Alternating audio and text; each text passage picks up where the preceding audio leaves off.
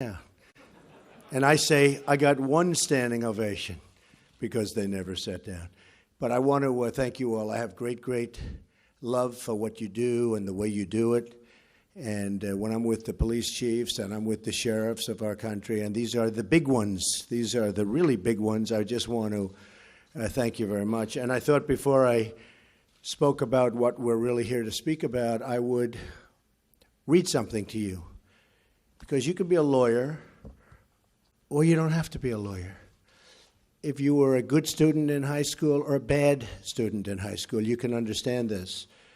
And it's really incredible to me that we have a court case that's going on so long. As you know, in Boston, we won it with a highly respected judge and a very strong opinion. But now we're in an area that, let's just say, they are interpreting things differently than probably 100% of the people in this room. I'd like to almost know, does anybody disagree when I read this? But I'm going to read what's in dispute, what's in question, and you'll see this. It's INA 212F 8 USC 1182F.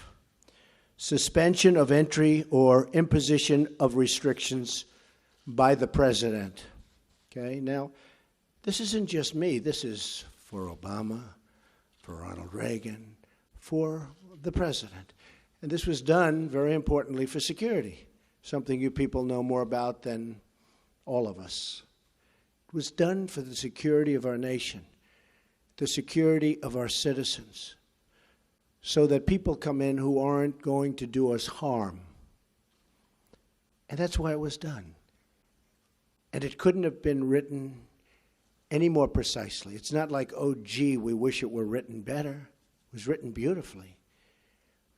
So just listen. Here's what it says. This is what they're arguing.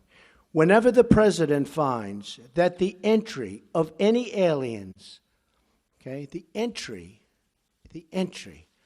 of any aliens or of any class of aliens, so any aliens, any class of aliens, into the United States. So the entry of people into the United States, let's say, just to be precise, of aliens into the United States.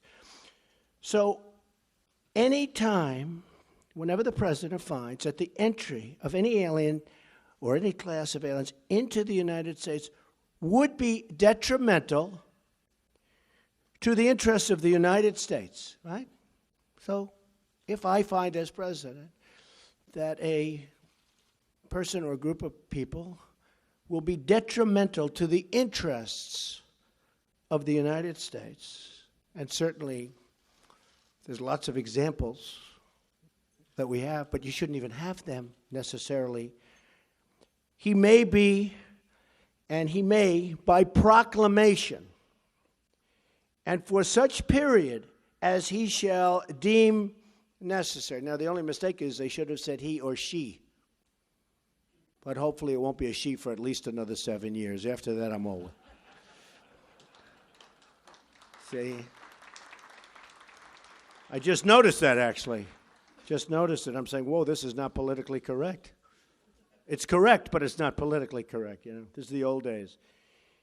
He may, by proclamation, and for such period as he shall deem necessary. So here it is. People coming in.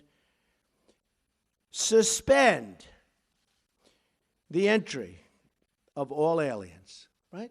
That's what it says. It's not like, again, a bad high school student would understand this. Anybody would understand this. Suspend the entry of all aliens or any class of aliens as immigrants or non-immigrants, or impose on the entry of aliens. Okay, so you can suspend the aliens, right? You can suspend the aliens from coming in. Very strong.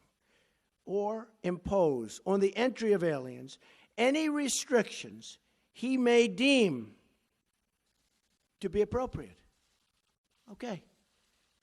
So you can suspend, you can put restrictions, you can do whatever you want. And this is for the security of the country, which, again, you're the chiefs, you're the sheriffs. You understand this. And I listened to lawyers on both sides last night, and they were talking about things that had just nothing to do with it. I listened to a panel of judges, and I'll comment on that. I will not comment on the statements made by certainly one judge. But I have to be honest that if these judges wanted to, in my opinion, help the court in terms of respect for the court, they do what they should be doing.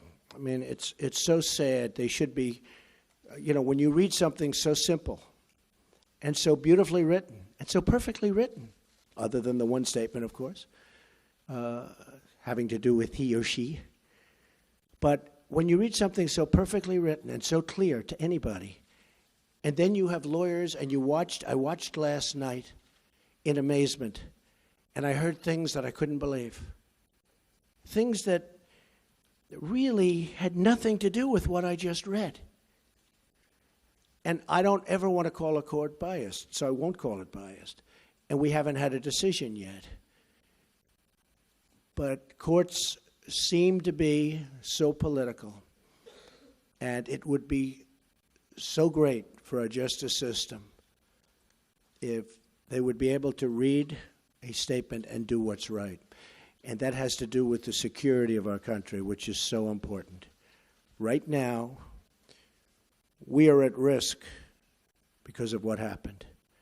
General Kelly is an extremely talented man and a very good man. Now Secretary Kelly, Homeland Security. We are doing our job. He's a great man. We're doing our job, and one of the reasons you probably heard that we did it so quickly, I said, let's give a 1-month notice. And then law enforcement, and General Kelly was so great because he said, we totally knew about it. We knew about everything. We do things well. We did things right.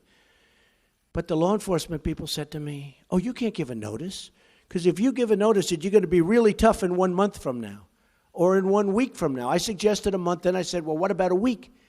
They said, no, you can't do that, because then people are going to pour in before the toughness goes on. Do you people agree? I mean, you know more about law than anybody, law enforcement. So I wanted to give like a month. Then I said, well, what about a week? They said, well, then you're going to have a whole pile of people, perhaps, with very evil intentions coming in before the restrictions. So there it is, folks. It's as plain as you can have it. I didn't, and I was a good student. I understand things. I comprehend very well, okay? Better than, I think, almost anybody. And I want to tell you, I listened to a bunch of stuff last night on television that was disgraceful. It was disgraceful.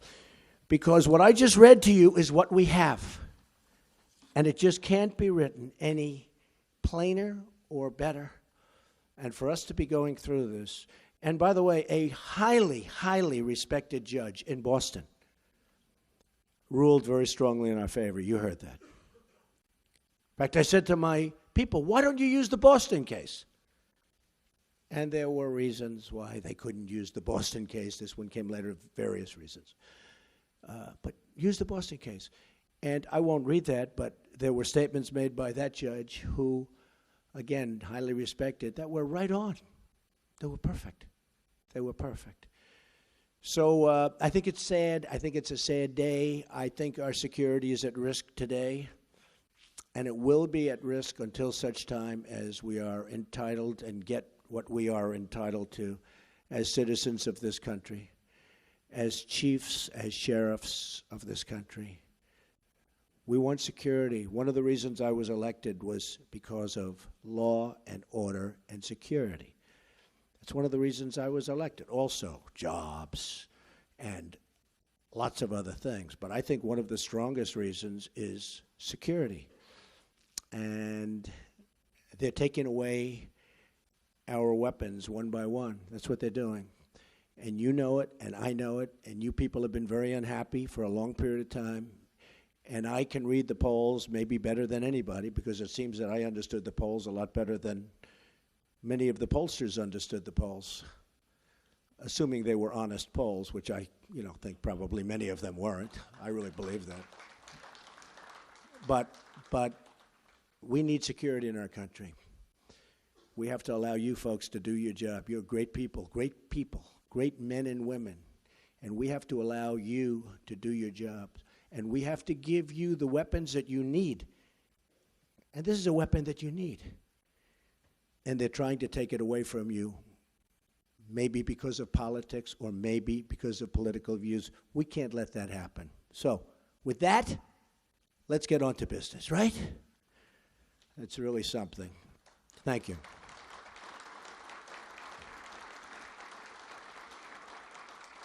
I want to thank Sheriff Sandra Hutchins and Chief Tom Manger for your leadership and, frankly, for the service. You have had great service. Everyone has told me about you, two legendary people. All of us here today are united by one shared mission: to serve and protect the public of the United States.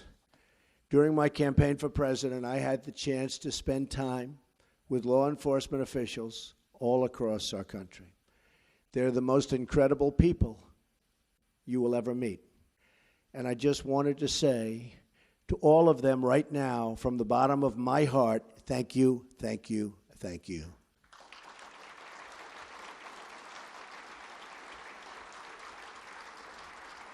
Thank you. There are many actions we in the federal government can take to help improve safety in your communities. But I believe that community safety begins with moral leadership. Our police officers, sheriffs, and deputies risk their lives every day, and they're entitled to an administration that has their back.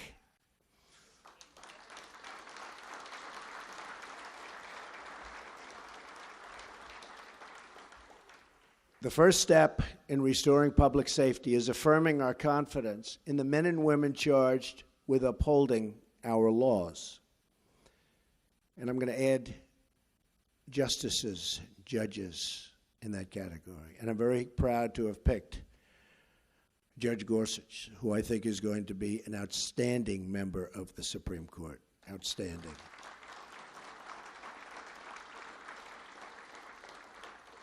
So I'd like to begin my remarks with a declaration issued to all of you and delivered to every member of the law enforcement community all across the United States. My message today is that you have a true friend in the White House. You have. I stand with you. I support our police. I support our sheriffs. And we support the men and women of law enforcement.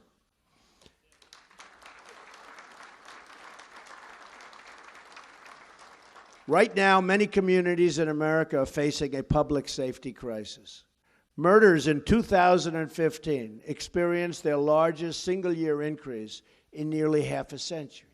In 2016, murders in large cities continued to climb by double digits. In many of our biggest cities, 2016 brought an increase in the number of homicides, rapes, assaults, and shootings. In Chicago, more than 4,000 people were shot last year alone, and the rate so far this year has been even higher. What is going on in Chicago? We cannot allow this to continue. We've allowed too many young lives to be claimed, and you see that. You see that all over. Claimed by gangs, and too many neighborhoods to be crippled